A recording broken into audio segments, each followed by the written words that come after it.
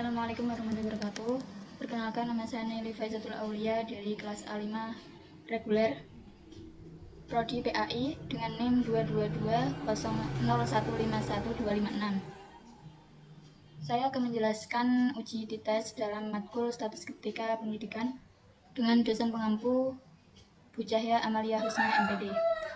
Langsung masuk pembahasan. Yang pertama, saya akan membahas sejarah singkat. Yang kedua, fungsi dari uji T. Yang ketiga, spesifikasi uji T. Yang keempat, jenis-jenis uji T. Pembahasan yang pertama, sejarah singkat dari uji T. Uji T atau t-test pertama kali dikembangkan oleh William Shelley Gosset pada tahun 1915. Gosset menggunakan nama samaran student, dan huruf T dalam istilah uji T diambil dari huruf terakhir nama beliau. Oleh karena itu, uji T juga disebut sebagai student T. Yang kedua, fungsi dari uji T. Uji T sendiri adalah salah satu jenis uji statistik parametrik yang digunakan untuk menguji signifikansi dan relevansi satu atau dua kelompok sampel. Uji T dapat digunakan untuk menguji hipotesis nol dan mengetahui apakah terdapat perbedaan yang signifikan antara dua rata-rata sampel. Berikut merupakan fungsi uji T. Yang pertama, menguji apakah dua sampel berasal dari populasi yang sama dengan nilai tengah yang sama. Yang kedua, membandingkan dua rata-rata sampel dari kelompok yang tidak terkait. Yang ketiga, menguji pengaruh masing-masing variabel bebas secara sendiri-sendiri terhadap variabel terikat. Selanjutnya, yang ketiga, spesifikasi uji T. Spesifikasi uji T ada 4. Yang pertama, data yang berskala ukuran interval atau rasio. Yang kedua, data berdistribusi normal. Yang ketiga, ukuran sampel kurang dari 30. Yang keempat, jika sampel lebih dari 30, uji T sama dengan uji Z. Hanya pada uji T diasumsikan keseimbangan baku populasi tidak diketahui. Selanjutnya, pembahasan yang keempat yaitu jenis-jenis uji T. Yang pertama, uji T dibagi menjadi dua. Yang pertama, one sample t-test atau uji T satu sampel, yaitu digunakan untuk membandingkan rata-rata suatu sampel dengan suatu nilai konstanta tertentu. Yang kedua, two sample t-test atau uji T dua sampel. Two sample t-test dibagi menjadi dua, yaitu dua sampel berpasangan, yaitu untuk membandingkan rata-rata dua grup yang saling berpasangan, yaitu sampel dengan subjek yang sama, namun terdapat dua kejadian yang berbeda. Yang kedua, dua sampel bebas, untuk membandingkan rata-rata dua grup yang tidak saling berpasangan, yaitu dua subjek yang berbeda. Masuk ke rumus uji T satu sampel atau one sample t-test. Statistik uji dari one sample t-test yaitu T sama dengan X bar min U0 per S per akar N, di mana X bar sendiri sama dengan rata-rata sampel, U0 sama dengan nilai konstanta tertentu, S yaitu standar deviasi atau keseimbangan baku sampel, dan N yaitu jumlah sampel. Dengan kriteria uji one sample t-test yaitu tolak H0 jika T hitung mutlak lebih besar dari T tabel atau P value kurang dari alfa.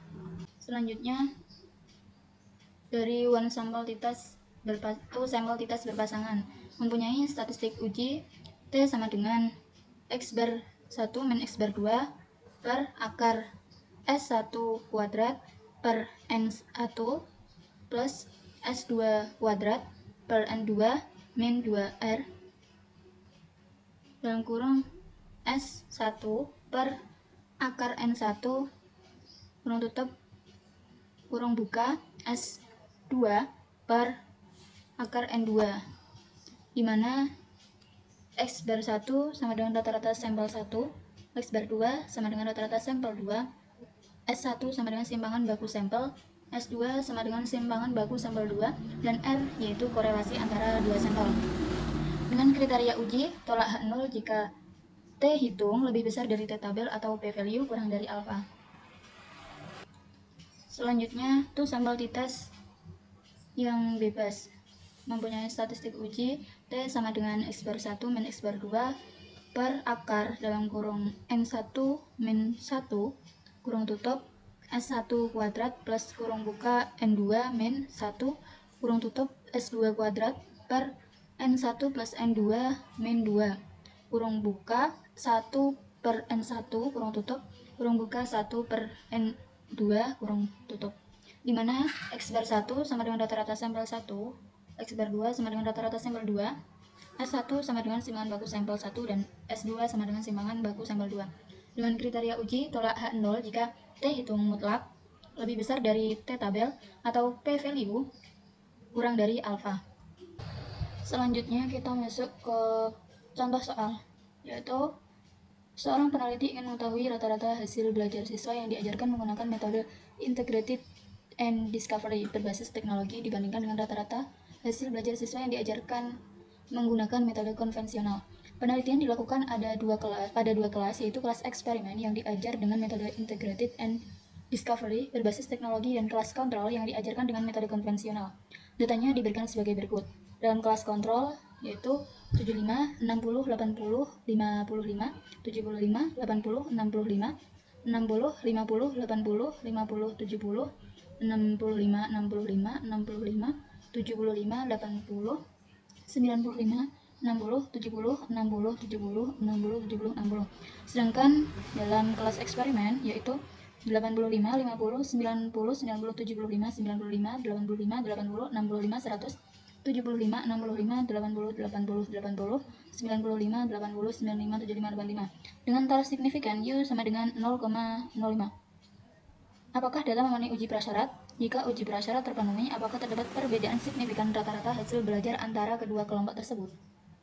Jawab, jika kedua uji prasyarat ini dipenuhi, kita dapat melanjutkan ke uji perbedaan rata-rata. Sebelum melakukan uji perbedaan rata-rata, kita perlu memeriksa dua prasyarat utama. Solusi yang pertama, satu uji prasyarat menggunakan uji normalitas. Yang kedua, hipotesis, yaitu H0 sama dengan data berdistribusi normal dan HA sama dengan data tidak berdistribusi normal. 3. Taraf signifikan alfa sama dengan 0,05. Yang keempat, statistik uji dengan menggunakan Kolmogorov-Smirnov. Yang kelima, kriteria uji. Jika nilai signifikan kurang dari 0,05 maka H0 diterima, dan jika nilai signifikan lebih dari 0,05 maka H0 tidak diterima, dengan output SPSS sebagai berikut. Setelah masuk ke SPSS, sebelumnya kita mengcopy atau memindahkan data dari kelas kontrol dan kelas eksperimen ke output SPSS. Di sini sudah dipindahkan. Selanjutnya kita masuk di variable view, lalu diganti nama.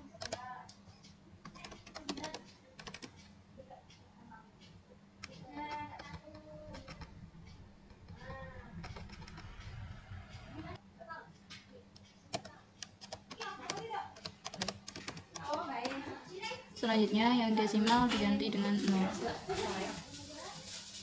Oh salah, yang bawah juga. Dan kembali ke data view. Selanjutnya klik analis, lalu deskriptif statistik,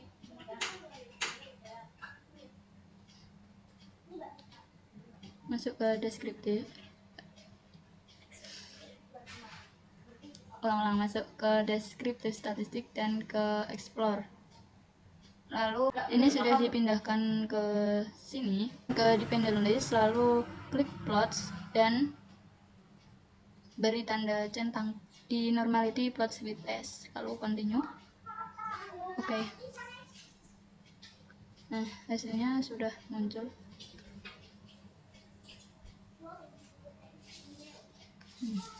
Hasilnya ini dari signifikan 0,200.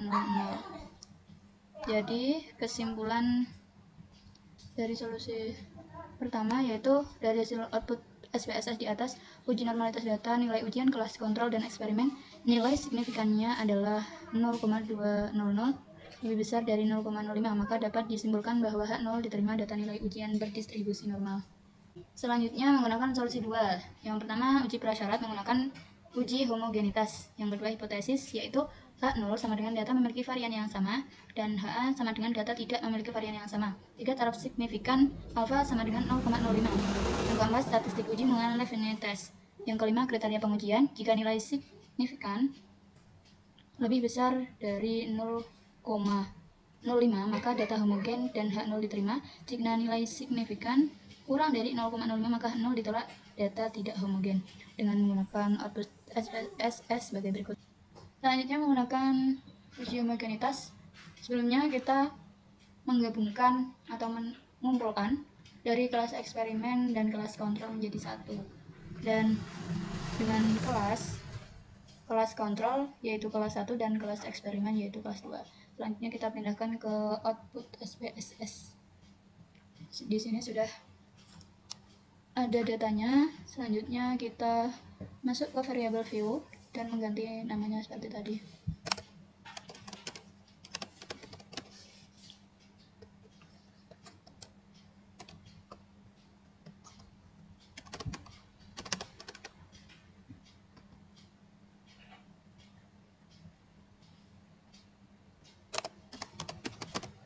Dan desimal diganti menjadi 0.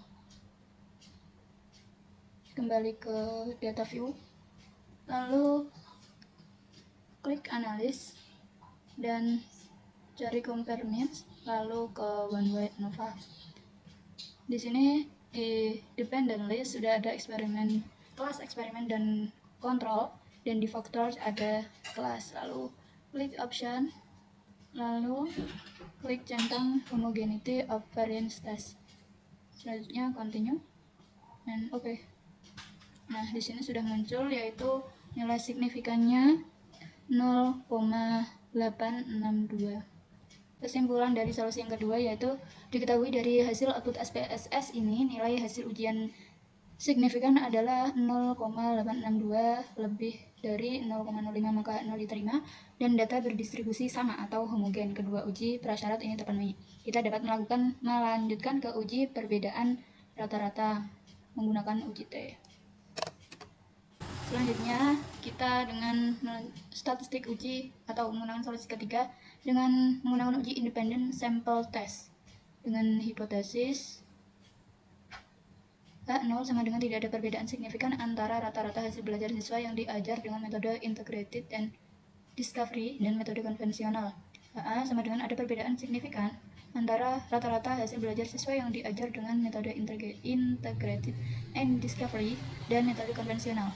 Dengan kriteria pengujian, jika nilai SIG kurang lebih dari 0,05 maka 0 diterima, tidak terdapat perbedaan, dan jika nilai SIG kurang dari 0,05 maka H0 ditolak dan terdapat perbedaan, dengan output SPSS sebagai berikut. Nah, kita sudah di aplikasi SPSS-nya. Sebelumnya, awalnya seperti kita akan melakukan uji homogenitas tadi, kelas eksperimen dan kontrol digabung atau dikumpulkan menjadi satu dan kelasnya sesuai seperti tadi. Lalu masuk ke variable view dan pastikan measure-nya skala dan nominal. Kalau sudah, kembali ke data view, klik analis dan cari compare means, lalu ke independent sample t-test. Nah, dalam tes variabelnya di sini ada eksperimen dan kelas kontrol. Yang di dalam grouping variabel ada kelas 1 dan 2, lalu define groups. Klik di grup 1 ada angka 1, di grup 2 masukkan angka 2 lalu continue. Oke. Nah, ini nilai signifikannya sudah muncul yaitu 0,862.